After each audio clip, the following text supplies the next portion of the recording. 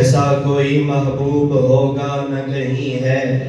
بیٹھا ہے چٹائی پہ مگر عرش نشیں ہے،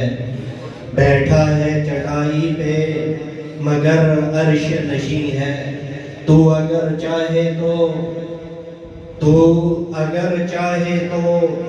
ہر شب ہو مثل شب اسرا، تو اگر چاہے تو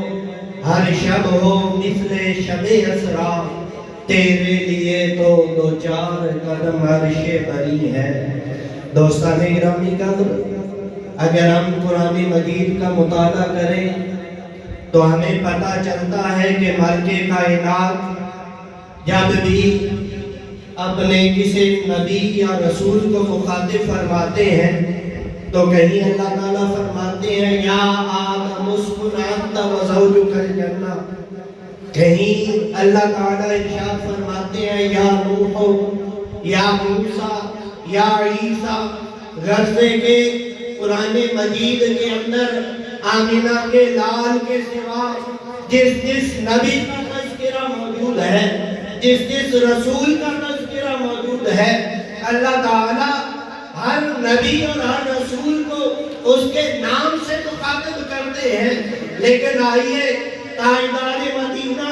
راحت قلب و سینہ، حضور رحمت عالم صلی اللہ علیہ وآلہ وسلم کی شان بڑی الگ اور جدا گانا ہے۔ کہیں پہ بھی اللہ تعالیٰ نے اپنے محبوب کے نام نامی اسم گرامی سے آپ کو مخاطب نہیں کیا۔ کہیں اللہ تعالیٰ ارشاد فرماتے ہیں یا ایھا النبی،